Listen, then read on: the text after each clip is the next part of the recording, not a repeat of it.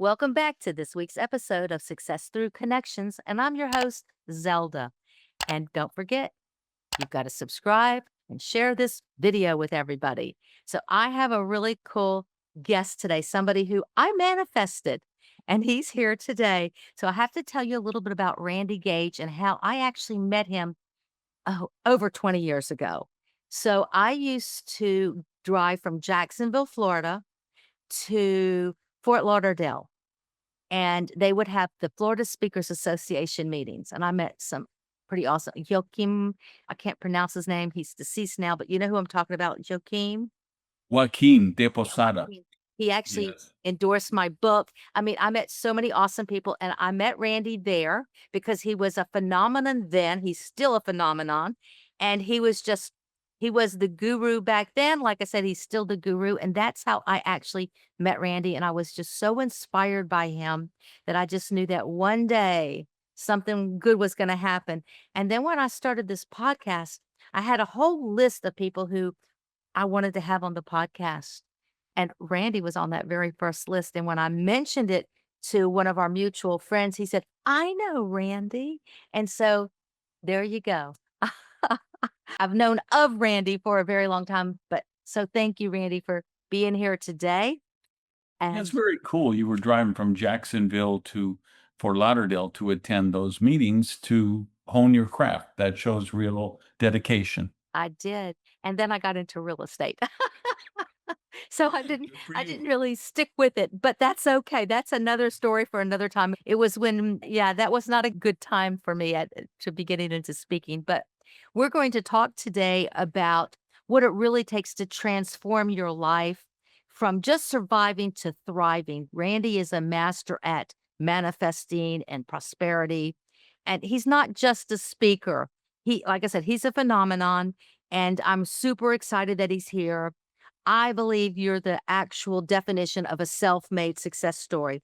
You're not it's not glossy, it's you had came from a very troubled I've watched many of your videos. You came from a very troubled childhood. You were in prison, and now look where you are now. You are a global speaker, a best-selling author, a millionaire many times over. And what I love about you, Randy, is that you have such razor sharp insights. You don't sugarcoat the truth. It's your truths. And I go, you're one of the smartest people that I read because you really have people, you send out it's not weekly. I thought it was weekly, but I'm on your list. Randy sends out a newsletter or a blog that's called Randy's Rants, and he just lets it rip. He just says what's on his mind. It's unfiltered and it's really deep thinking. It really causes you to stop and think about what he's saying. And he talks about questioning assumptions and actually, when you're manifesting things, you have to actually do some work. You can't just sit on the couch. I watched this video, what he said. You can't just sit on the couch and like, what is it, the thing? Watch this. The secret is like you sit there and I want to get wealthy. No, you actually have to do some work. You have to do that. And so he talks about creating wealth and manifesting success and transforming your mindset into action. You're going to love our conversation. We're going to ask him some of these questions because I just think your insights are just so deep and they really cause me to think. You've talked about one that I spoke with Bob Berg the other day. We talked about how you leverage connections because they're going to be leveraging you. So I just love all the stuff that you talk about. So, first of all, thank you for being here today. I can check you off my bucket list. Well, I'm humbled and honored. I'm so glad. So, one of the first things I wanted to ask you before we get into some of the things I'm just dying to ask is from your background, now you've become, and for over some odd years, because I met you 20 some odd years ago. How did you get into speaking? And how did the topic of manifesting enter the picture for you? Yeah, that was a kind of circuitous journey. I never set out to be a speaker because I didn't know such a profession existed where the space I grew up in, we were not going to seminars or hearing motivational speakers. That was not my universe, right? I got into network marketing at a young age, like at 20, and that required you to train your team, teach them skills. So I said, and the first rank, the company I was working had their first rank was supervisor.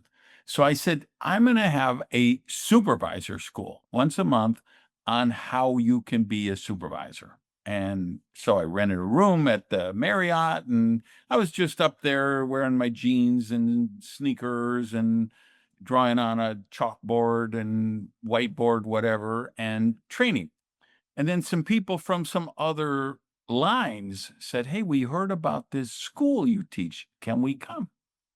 I was like, "Well, yeah, bring $5 to help cover the meeting room and the donuts, and you can come." And then people were like, "Hey, if we wanted you to go to Chicago and work with our team there, and we bought your airfare, what would you charge to do that?" And so I got in the seminar business because I left that company and then I thought, well, I don't need to just train people from that company. I could train anyone in direct selling or network marketing. I could show them how they can learn their skills they need to be successful. And so I became a quote unquote professional speaker. And I guess 96 is when I wrote my first book. And then I kind of branched more into success and prosperity, more stuff for entrepreneurs in general. And I had a couple of big bestsellers, New York Times, Wall Street Journal, USA Today, they hit with some impact. And then everybody wanted to hear a keynote from the author of either of those books, right? So that kind of anchored my space in that profession of professional speakers. Interesting, yeah. They always say for speakers to have a book adds the credibility. You had the book and got asked to Yeah, speak. I mean, that's the advice you hear all the time for speaker coaches. It's usually terrible advice because most people write books that are it's too early in their career. They haven't really developed their intellectual property. They haven't really got their philosophy or their systems. And they think, well, as soon as if I get a book and I put on a suit and I cross my arms and put my picture on the cover and I look like a business titan who is on Forbes magazine cover. And there's so much garbage out there. But if you're and like, I've written 15 books now, and I'll still say the first 7 were garbage, and then, the last few I'm really proud of, and, I think they represent me well. But I matured, I've developed, I learned skills, I gained wisdom, I did research, right? But, yeah, I think for anyone I wish everyone in the world would actually write a book, 1 book, because I think everybody has it in them, but not everybody in the world should publish their book. Everybody should write a book, and why I say that is because I write to know what I'm thinking. I write to crystallize and clarify my thoughts. It wouldn't matter if nobody in the world ever bought one of my books. The fact that I wrote them was for me because it helped me. Like, I can give a speech, right, and standing ovation, and everybody loves it, and then I go up in the hotel room after, I'm like, "Shit, I promised to tell them the 5 secrets of blah, blah, blah, and I think I only gave them 4." You don't notice that in a Yeah. speech. Even the audience doesn't notice it. Some of them will, the OCD people like me, right? They'll be like, "He I'm said there were 5 secrets. I'm checking my notes, you only gave me 4." And they're gonna hunt you down for the rest of your life until they get that 5th one. But for most of the time, you can jump the shark and you don't really see it in a talk. When you write it down in a book or a blog post or a white paper or whatever, that's when it'll jump out and it'll force you to clarify your thinking. It's amazing that you say that. Something you said at the very beginning was how you don't really know, well, you don't know what you don't know, but it was like, I used to think, how are these young people talking about these big topics about selling or customer service. I mean, they look like they just got out of college. How could they be the coaches and the consultants? What do they could they possibly know? It used to bug the heck out of me. I was like, I know more than they know when they're acting like they're the experts. It's like used to bug Right, me. but they had an Instagram account and you didn't. Yes. They were And the accountants. they know how to post a reel and you don't. So, That's right. therefore, they're the preeminent life coach on the planet and you're chopped liver. That's exactly right. That's exactly right. It used to bug me. So, how do you define prosperity and why do so many people get it wrong? Yeah, I define it very holistically. Where most people get it wrong is they make one of two mistakes. They're two diametrically opposed views, but they're both bad premises. Bad premise number one is that money solves all your problems. Once you're rich, everything is perfect. So if you make lots of money, you're going to have a prosperous life. That's a bad premise because money will not solve all your problems. Money will solve your money problems. But I always tell people if money can solve all your problems, you don't have any real problems. Okay. Real problems is when you got an aging parent and you're their caregiver. Yes. Real problems is when your 5-year-old is in the hospital with leukemia.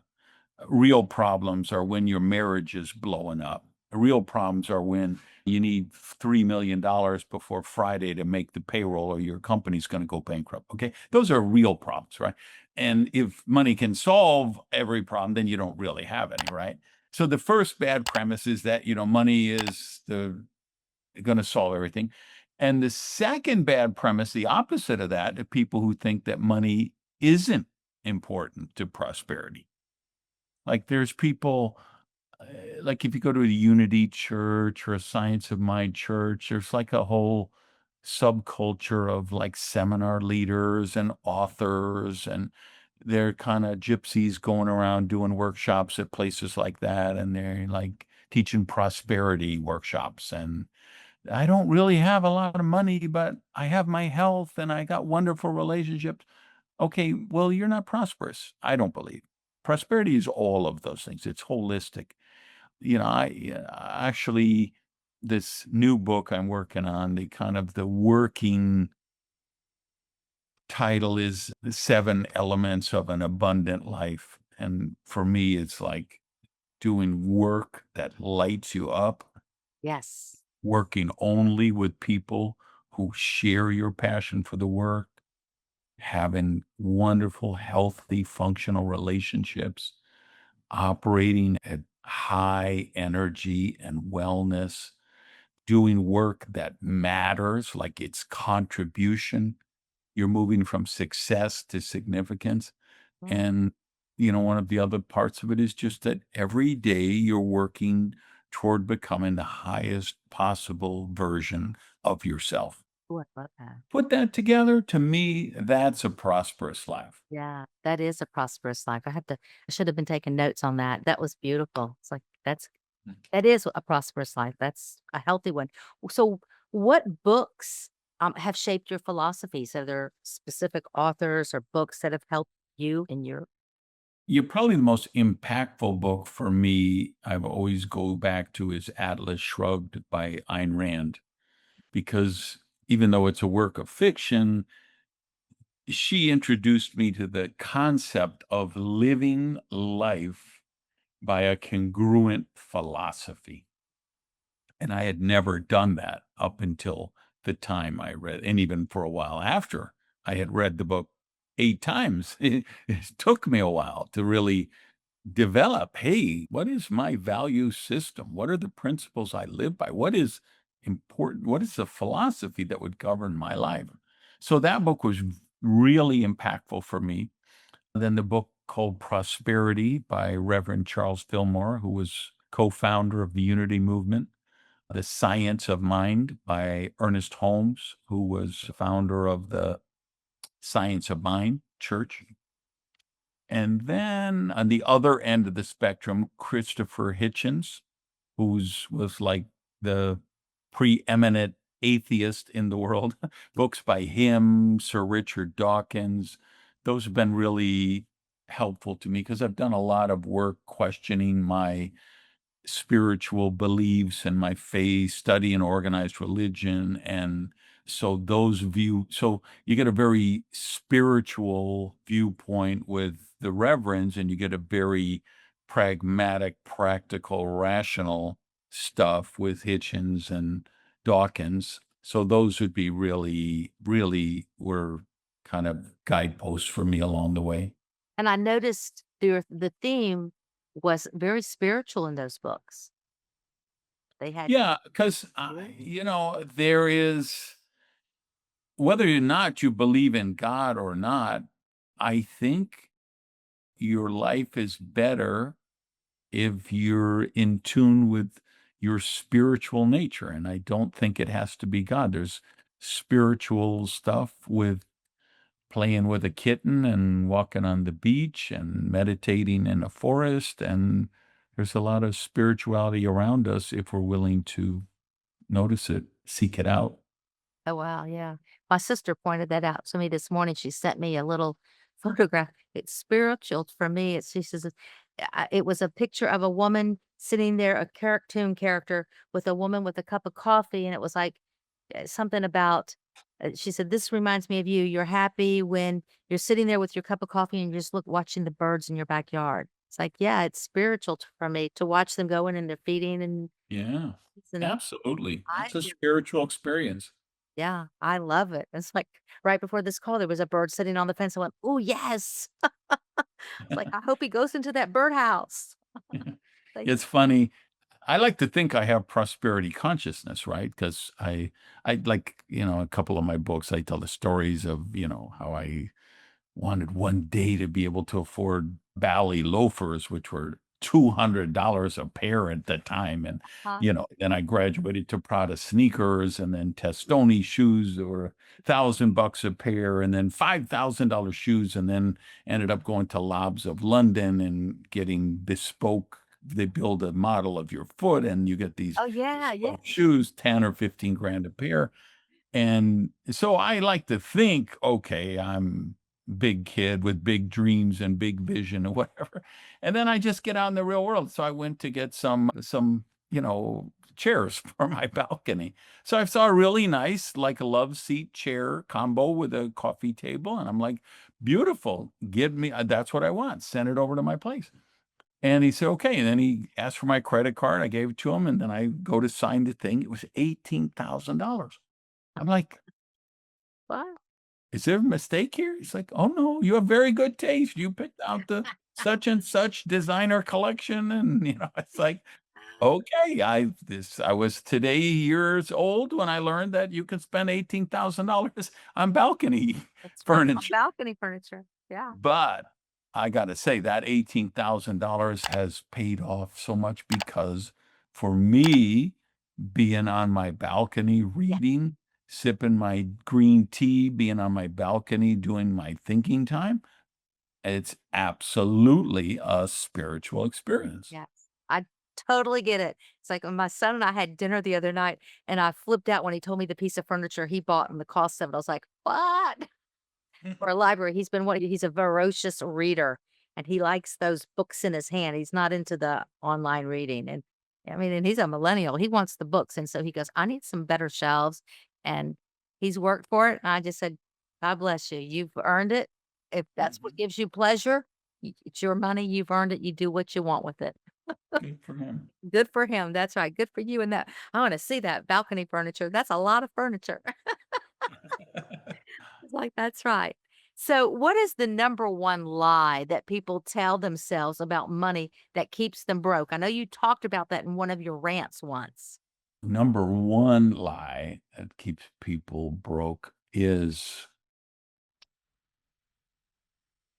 well, I don't think they know on a conscious level. The number one false premise that keeps people broke is they believe that money is bad and or rich people are evil.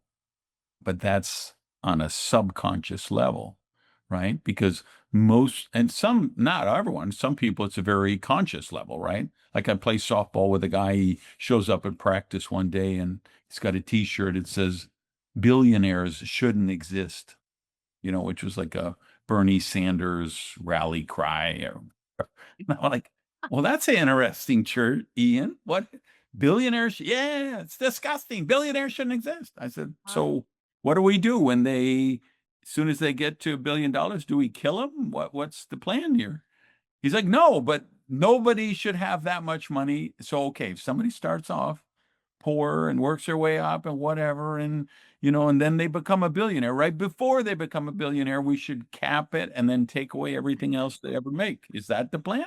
Yeah, that's what you got to do, and distribute it to the poor. Uh, Okay. So in case like that, there are people it's conscious, but I think for 95, 98% of them, they believe they would like to be wealthy and they're trying to be wealthy, but they're self-sabotaging themselves because they don't know they have that subconscious programming that says rich people are evil. And if you don't stop doing what you're doing right now, you're going to become one of those evil, mean, nasty, rich people that you despise. Interesting. I always think it's, when I've had different coaches or gurus that have helped me that or they offer a program like it's $20,000 for this 1 month program or whatever the fee is or whatever. And I go, well, that's a little steep for my pocketbook right now. And so that people tell me, and I guess they're just trying to sell me their stuff. It's, well, you shouldn't think about that. Think about where you're going to get. It's like, but I like to know that I can pay for things before I spend my money.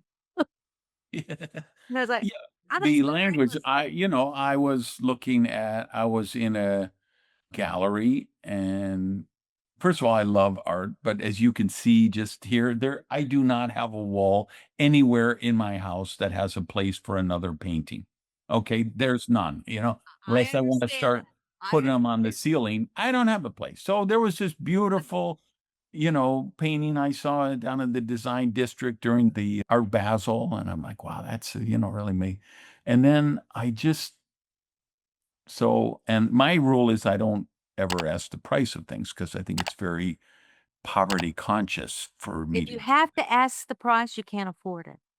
right? Well, and My that's true. philosophy. So, well, it serves you pretty well. But in this case, I like, I couldn't leave with, I just like, how much You is that? needed that. You had to have it.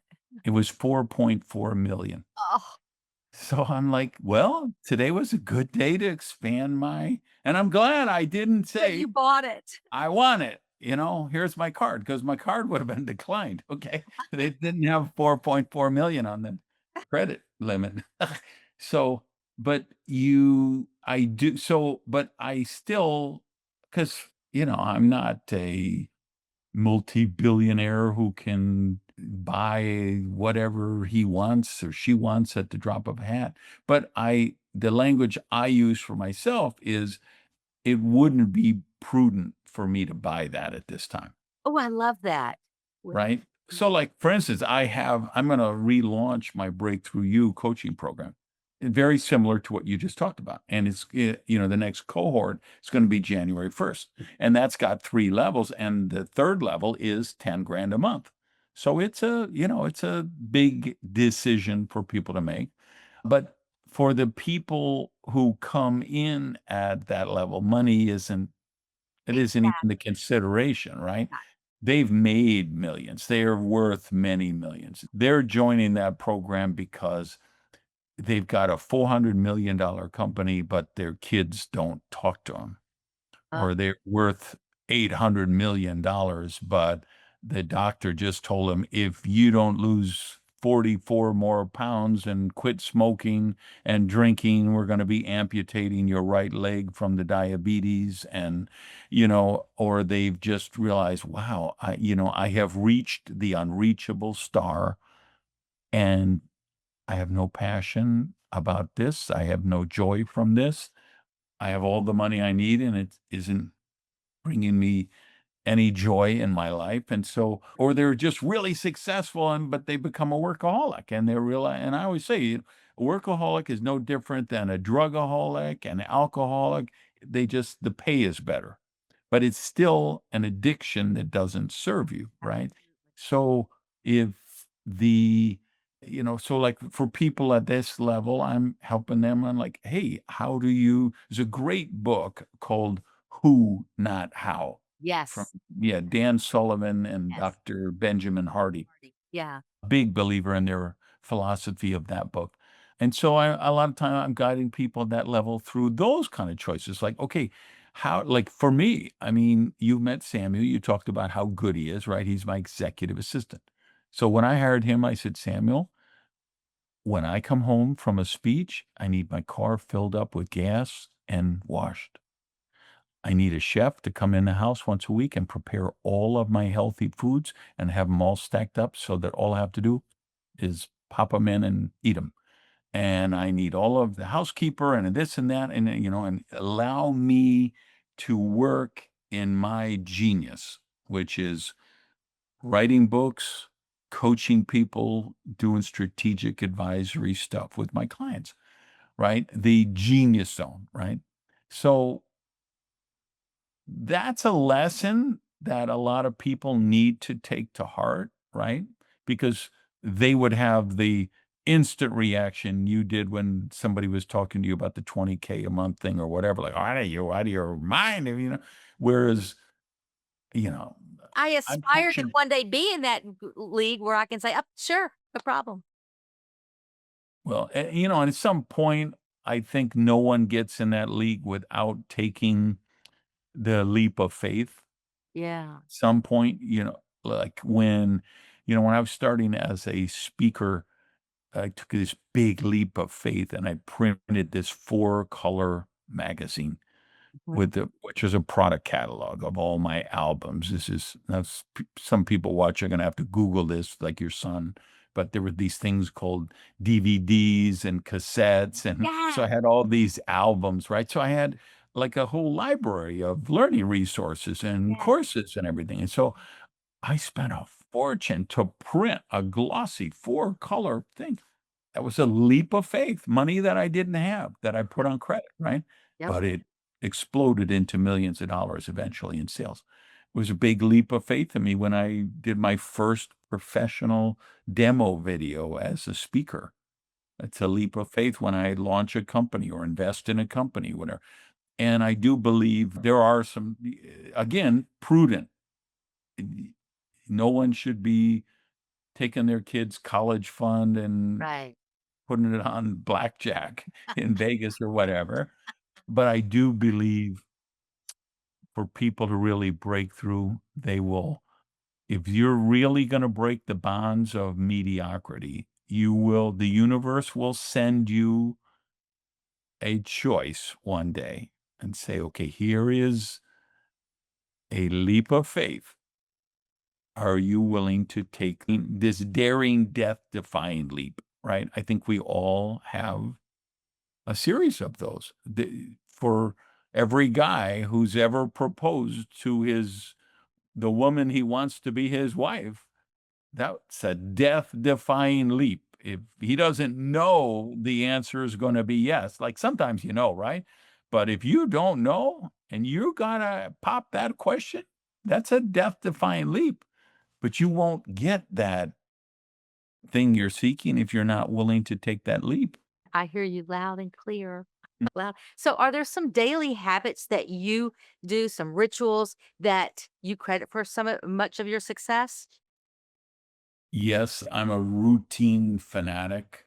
I keep this supercomputer plugged in, charging in a room I don't sleep in.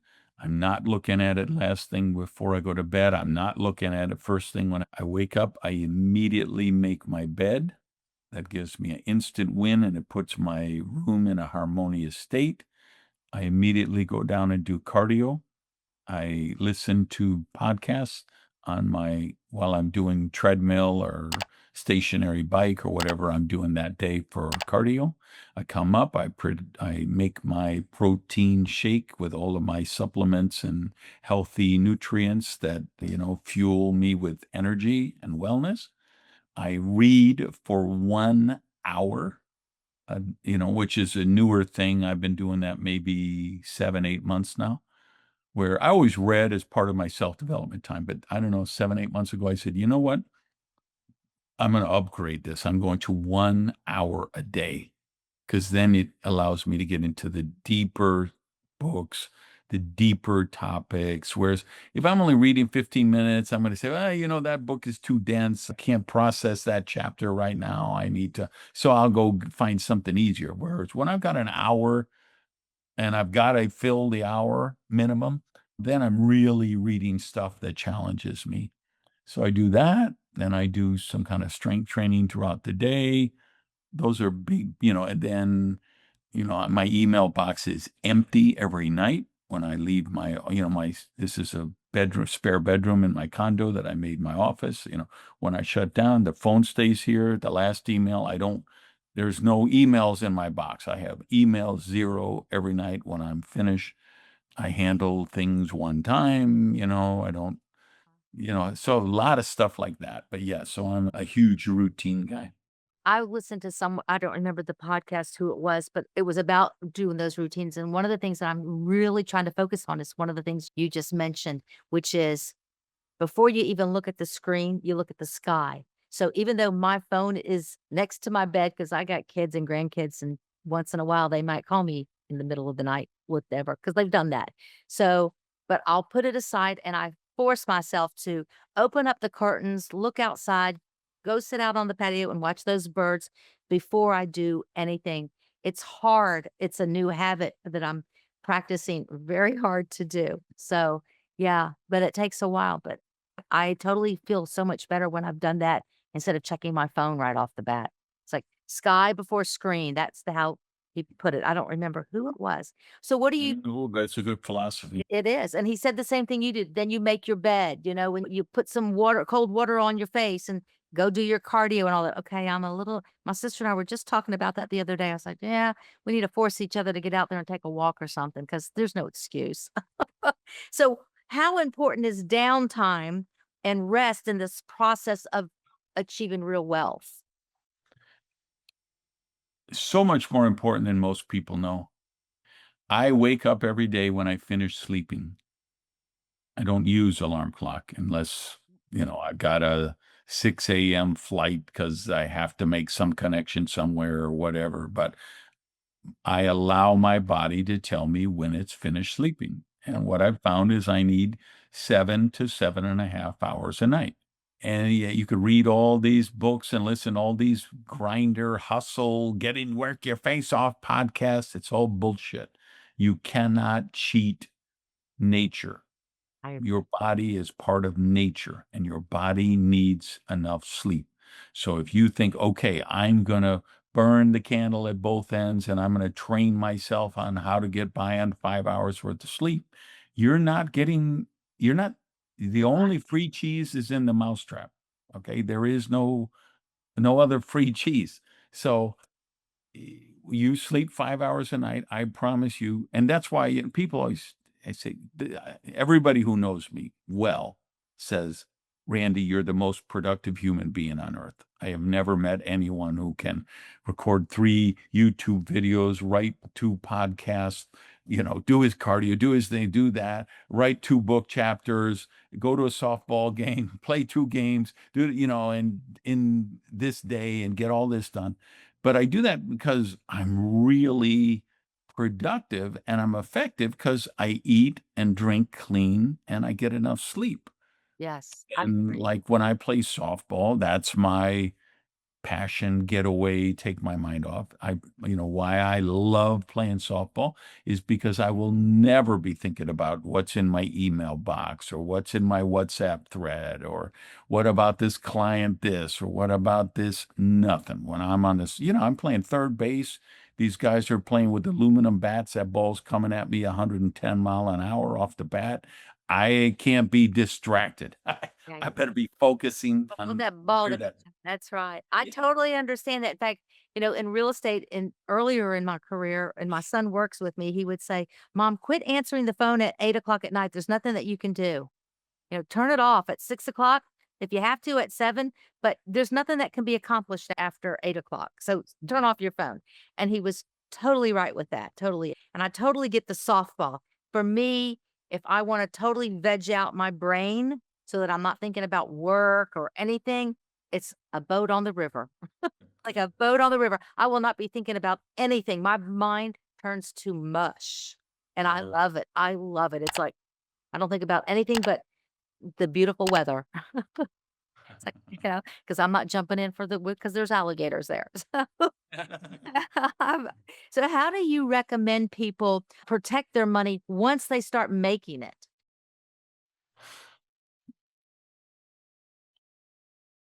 I'm not an investment advisor, finance guy. Full disclosure, I'm a high school dropout, so I do not offer investment advice. I'm a prosperity guy. So the if you go to my blog at randygage.com, just click the blog. There's a post called Beat Your Burn Rate, and that's part of a series of Yes. posts. That was a good blog. Yeah, and they link back and forth. There's 3 or 4 about my philosophy of how to grow your wealth and how to because you gotta practice leverage, you gotta escape trading hours for money, and you gotta put either it's very simple, this is not rocket science. Either you work for money or money works for you. Choose wisely, okay? Either you work for money or money works for you. Which one is it gonna be? And then if you're someone like me who would never retire because 'cause I'm an entrepreneur, entrepreneurs are artists and artists never retire, right? So even though I work and I get paid money, I immediately take that money and I put it to work for me. And it's gonna be different and what I do is gonna be different for me than for your son. How old's your son? He's 38. Okay, so he's older than He's I the sa thought, and but he's anyway, the he's at same. 38, Yeah, he's the I'm same. 66, right? So the horizon in front of me is closer than the one behind me, most likely. So I'm gonna have a different tolerance for, like, what I'm gonna look to invest in, where if somebody's 20 years old, they might take a bigger chunk of their money, and they'll do it in something that might be more higher risk, but higher reward, and then as you start to develop your wealth, you're going to do stuff that's lower reward, but it's also lower risk. Yeah. And I have to reiterate to our audience to check out that blog. It was really good. In fact, I sent that blog to my children. My son isn't, he is a saver and he's been a saver since he was in his 20s, which is great. It's like, great. It's like, okay. I think he listened to Dave Ramsey or something. I don't know. Okay, good Yeah. for him. It's like, yeah, he's a saver. And I'm like, I was super proud. So, how do you personally decide which risks are worth taking in business and in life? We talked about risk. Which ones? It's like, how do you determine which Well, one? my default setting is to roll the dice. I want to live a life that's bold, daring, and imaginative. I like my life to be an adventure. I'm not into playing safe. So whether it's business or life, I'm the type who's gonna go for it. I I love just kind of the cartoon that says, "I'm going out of life sliding because I did everything I could and it was an adventure." Have you ever seen that little cartoon? It's like no, it's I haven't. I'm going out sliding. I was like, I'm not teetotaling around. I'm giving it all I've got. My dad was a risk taker like that. It's like, yeah. So how do you recommend someone invest in themselves when money is tight? Well, that's when you need to invest in yourself more than ever. I tell people that's when you start if you're a business owner, that's when you market. Y Yeah, and yeah, how do you market? You gotta invest in marketing. yeah, That's what I talked about when I said I printed that magazine, I created my demo video, I buy a company, I hired employees, I took a risk. I invested in myself. I invest in myself all the time. I do I have these consulting contracts with companies, and I have clauses in them that say, okay, when sales reach X amount, I get a $250,000 one-time bonus. They get to this amount, I get a $500,000 bonus. There's higher things where literally they got to cut me a check for $1 million, and they're happy to do it, right? Sure. Because Yeah. if they're cutting me a check for $1 million, it's because I added $100 million in revenue, and they know a big chunk of that comes down as profit to the bottom line because they've already covered their nut.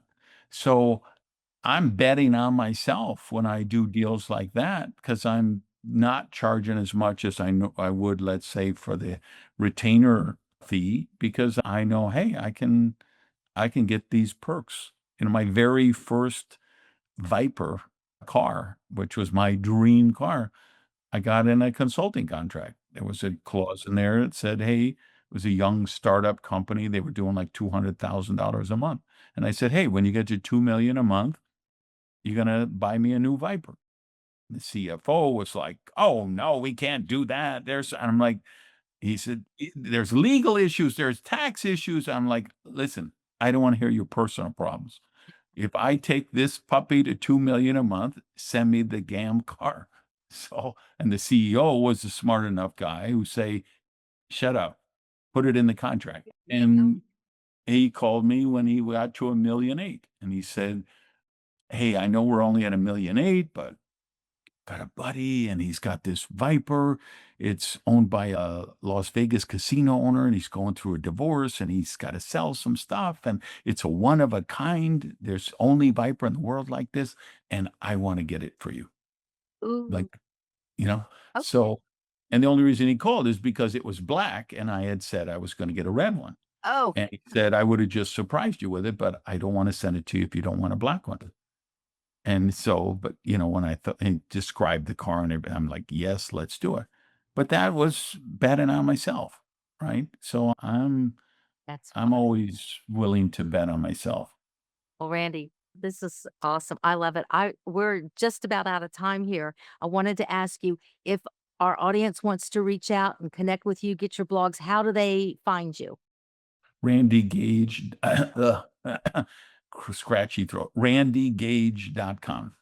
That's, kind of my Starfleet command site, and you'll see everything spins off of there. Awesome. So I have one final question. It's my signature question I ask everybody because I'm all about connections and success through connections. Can you share a story about when you were presented an opportunity because of a connection that you had? Yeah, and I was thinking about this because I know it's your signature question because the connection is the theme line of your whole show.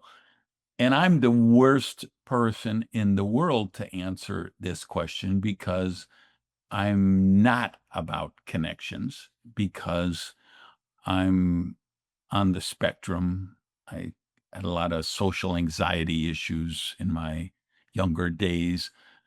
I wouldn't go to a networking event if my life depended on it. People say, I always fly first class so that I meet these people. I book so much business. I'm like, I fly first class because the people who pay that kind of money value their privacy like I do, and I know they won't be chewing my ear off. I don't want to talk to the person next to me in the plane, right? I don't know them. Okay. If I know them, they might be a lovely person, and, but so, but I would say this, so two things came to mind as I thought about it. One is I have a dear friend, Victoria Labaume, who I met many years ago at the National Speakers Association. She's this creative genius. She's got a book that's incredible. She just works with companies on bringing in creativity and stuff. And so she got married to a guy named Frank Oz, who created some kind of Muppet stuff or something. I'm not sure exactly. And she happened to know I'm a big Star Wars fan. So she sent me a beautiful photo of Yoda, the Jedi Master, which of course she asked Frank to, assign to me. So that, I thought that was really cool because, I just love everything Frank has done is so genius. And, I'm a total geek for Star Wars. So that's just because I knew Victoria before he ever met her, right? But probably the uh, another example of this would be again because I'm this social pathological introvert, whatever. But I do join organizations like National Speakers Association where I've got my tribe, people who do what I do. And then it takes away some of that stress of meeting people because we have a shared experience, right? So I joined NSA a long time ago, I think 1991 or something. So somewhere mid 90s or something, they asked me to do a presentation to the association on something that I do in my practice. So I do it, and then, afterward, people are hanging around and they're asking you questions, and this very patient guy waited to the end of the line, and he just kept asking me all these wonderful questions, really insightful questions about how I did that, and why did I do that, and what did I think of this, and I thought man, he's such a polite and charming guy, and, and he kept asking he just asked so many questions and just thought my presentation was so amazing. And then after like the 5th question, I looked at his name badge and it was Og Mendino. And so like there's probably half your audience who's under 35, they're gonna have to Google who's Og Mendino. But for people of my demographic, for people who really are into self-development, the man he was not a mere mortal. He was a god of self-development, right? And one of my all-time hero. I had read every book I have a, personally signed collector's edition of some of his works here over there in my bookcase and stuff. And I met him just because I was there, in that organization trying to provide value and then got to meet, they always say, be careful, don't meet your heroes, but that was not the case with Og. He was just, he was just a prince. He was just a prince. That's see, that's a beautiful story. So through your connections, one thing leads to another. Just remember, it's how I what I tell people all the time. First of all, Randy, thank you so much for giving your time so generously with me today. It's like, that bucket just got filled today. I feel so good. Thank you so much. And to our listeners today, remember that success does not happen in isolation. It does happen because of the connections that we have. So keep reaching out, keep connecting. And until next week, this is Zelda with Success Through Connections. Don't forget to subscribe.